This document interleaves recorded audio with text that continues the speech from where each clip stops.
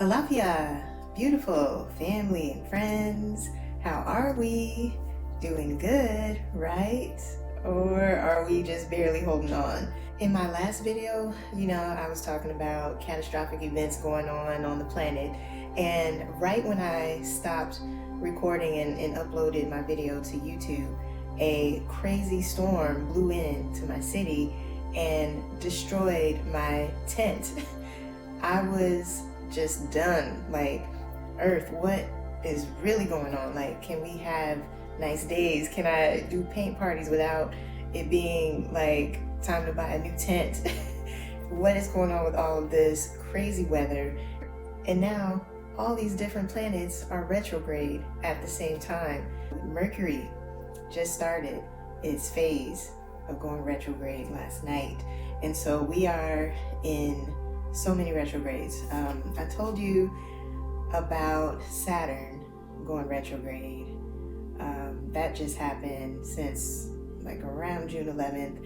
And that's about boundaries and responsibilities and discipline and your spiritual path, like being very disciplined in that. I didn't get a chance to tell you about Pluto being retrograde. And that's been that way since May. I don't think I was making videos yet, so I didn't get a chance to tell you about Pluto retrograde. But that one is really about deep transformation and facing buried fears and power struggles. It's just releasing generational patterns.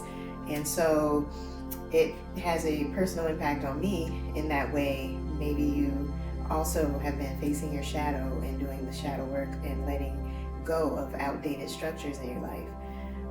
And then now we, since July 1st, have seen Neptune go retrograde, and all the illusions and dreams and faith even is being questioned as the spirituality grows. And, it's about seeing through the fog, becoming, clear and no longer disillusioned about fantasies, but, having some clarity.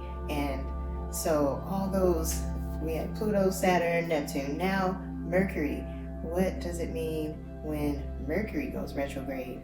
Well, Mercury rules communication and technology, and it has a tendency to bring old things back to the surface, like exes, or because of the miscommunication that is prone to happen during Mercury retrograde. A lot of times it's not advised to sign contracts, any new agreements, because you will have to do them again. And don't buy expensive items like luxury cars or computers or just expensive tech, because those will be breaking down and not working properly, because all these things are supported by Mercury's energy. And basically, when a planet is retrograde from Earth, it looks like it's slowing down.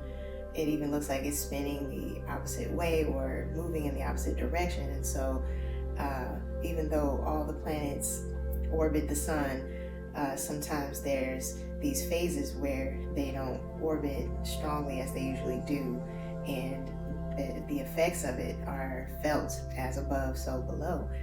And so it's a time to really just be mindful of the ways that these planets are affecting us, and just validating that, yes, I do see that happening in my life. So, I'm like a weather girl, and I give the forecast of the energies, not the weather. So the energy of Mercury when it's in Leo hits different, because Leo is all about self-expression and being bold and being in the spotlight, right? But when Mercury is retrograde in Leo, it's like it's holding up a mirror and showing you the past versions of yourself. I've been doing some growing over this last year, and I can speak to how certain people in my family and in my circle have been kind of looking for a past version of me, and I'm no longer that person. It's like she no longer exists, but they're looking for her. They're expecting her to show up, and it's just like, who is that? I don't even know anymore. And apparently this was a person that they felt okay with controlling or ridiculing or just placing in a box and making it feel small. But Leo is like, no, we don't do things small. We come out, we roar, we stand in the sun, and we bask in our glory, right? And so when Mercury is retrograde in Leo, it is all about shaking up the identity. Just to be sure, just for clarity, like, are you sure that you're not that person anymore? Are you sure you've evolved emotionally and creatively and spiritually and in all the ways that, you know, you think you have? Some people are uncomfortable with that expansion, or they may feel challenged by my authenticity. They may even feel left behind, and they may be projecting old expectations, and it's because they don't know how to adjust appropriately. But it's really important not to shrink back to that old version and to just stand strong in who you know that you are. Be the real you. Even if you've evolved and changed drastically, be that drastic new version of yourself through this Mercury retrograde. And yeah, you're not imagining it. Your growth is going to demand new standards of love, of communication even, and respect. So come out with a personal reintroduction if you have to, and say, hey, my name is such and such, nice to meet you, here's the new me, sorry that you're looking for the old version, she's not here, he's not here. You just have to stick to your guns.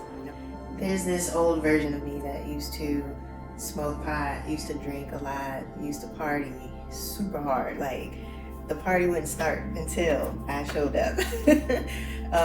And I became known for that, and that was an old version that once I stopped those behaviors, 9 out of 10 of my friends or family that loved being around me noticed, oh, she doesn't do that anymore. And so I felt a shift. I felt like there was this pressure to perform and be that old version, even though it had no effect on me anymore. I've been free from cannabis since over a year ago, and I have no desire for it anymore. And I think that that's the biggest shock to a lot of the people who used to just smoke with me a lot, right? And when I drink now, I'm not really feeling a buzz, like, so it's kind of pointless for me to drink alcohol either. I'm just naturally buzzing. I'm high on life now. I found a way to produce my own dopamine, because when you are a chronic cannabis smoker, you rely on that herb to help you produce dopamine or feel good. And so I have my own natural feel good hormone that is back in gear naturally. And doing paint parties, it's usually paint and sip, or it's puff and paint. And people really are, you know, creatures of habit that like to get together and do those sort of things. And there's usually someone there that responds to my past self and says, hey, you want a drink? You want a shot? Do a shot with me? You want some of this? And they're trying to pass me something, and I'm like, no, I'm good. You know, I'm good. For some reason, I noticed that the number of invitations to come out and hang out with certain people have gone down, or they just don't know how to act if I'm around. They don't know how to just enjoy their own vices without me, you know, participating with them. And I'm not going to be peer pressured. And so that's the thing about this Mercury retrograde. You may feel like you need to shrink to be relatable to others, and this is the time to stand strong and know who you are at this time. And even if it means that, you know, you gotta march to the beat of your own drum and do your own thing, and if they are seeing me outgrowing them as betrayal, then I can't control that. I have no control over what people think of me. It's normal to feel distant from people who are just not celebrating your evolution, but rest assured, you will find people who will celebrate you, and those are the people that need to be there. We just had the full moon, and during that moon circle, I released those versions and reintegrated them back. into me. And so that explains why I'm speaking differently now, moving differently, creating differently. I am choosing peace over the masking, the fake performances. Here's a fun fact. I was born during a Mercury retrograde all the way back in the 80s. It was shown in my chart that Mercury was retrograde at the time that I was entering this planet. And so how that has affected me is with communication, I would say. I often question the normal way that we humans communicate. I look deeply into body language and feelings of emotions and energy during communication.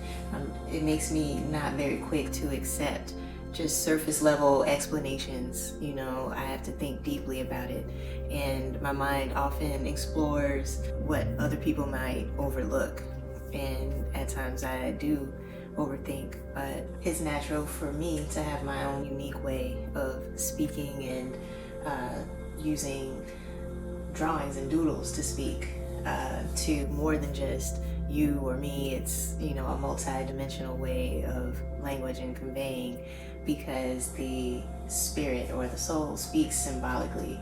And so I've learned that from an early age about the doodles and translating what they mean symbolically, and finding all kinds of connections to ancient things that I did not traditionally learn about in school.